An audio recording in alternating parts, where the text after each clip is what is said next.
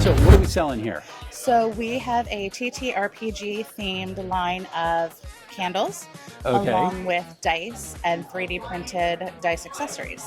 Awesome. So let's talk about these candles for a second. They are D&D themed because they're based on the Classes, classes? terrains, and some spells. serial killer.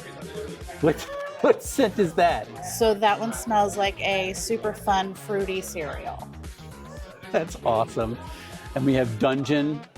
That's cool. Where did you get these, or do you make them? So we hand make all of our candles, and we do all of our own 3D printing.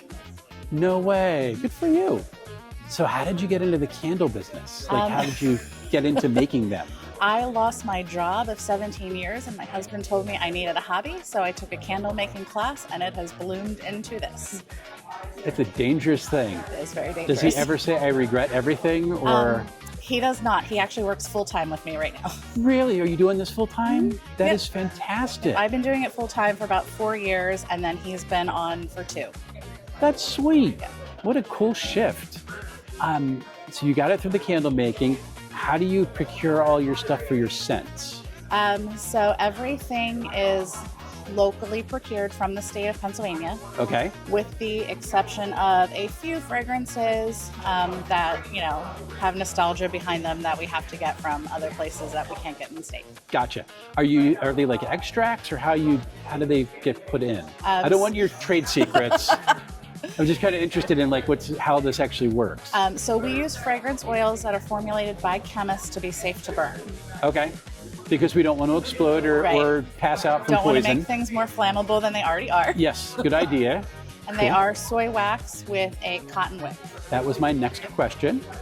Very cool. And you get these locally sourced. You can get just about anything in Pennsylvania. Yes. Especially out in Lancaster, because there's places that make things that smell. Yeah. And we They're are called very farms. fortunate for that. Yes, absolutely.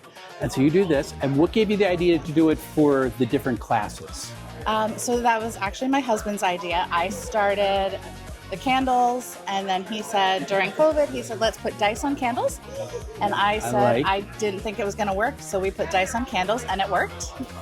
Never underestimate the people who just are dice goblins and they want the stuff. So, it has a mind of its own now, and we just let it do its thing. That's awesome. Where can people buy these aside from conventions? So they can see us at conventions. They can come visit us in Mount Joy. We do have a brick and mortar store there. Do you really? Yes. Awesome. And then we are also online at thedicegoblinus.com. Very, very cool. Awesome. How did you come up with the scents for each of these classes? Sometimes I say, I think this is what it should smell like, and sometimes my husband thinks what it should smell like. And then we also have collaborations with other small businesses. So our monk candle in particular comes from Brian.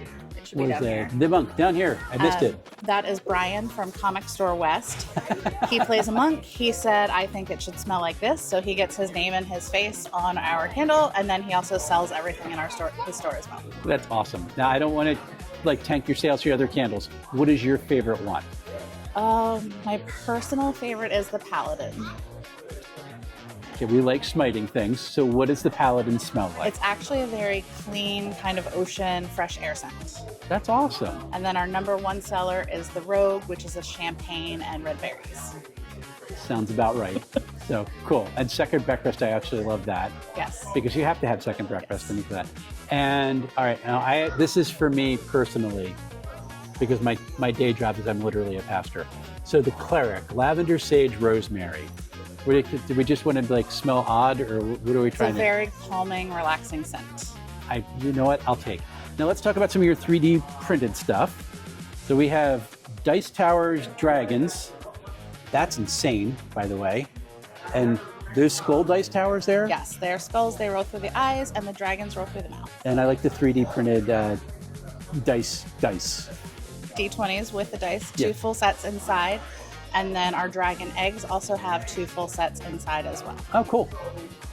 Now, did you get the models to print? Have you designed any of these?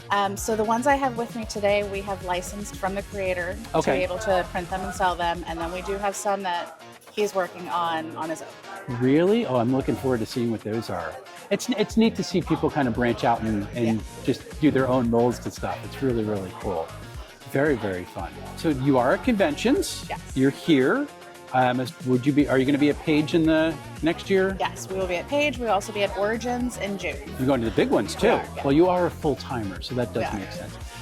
What for you, especially when you're coming to a small convention, what's kind of the value for you to be at a place like this? Just making connections with old friends and making new friends.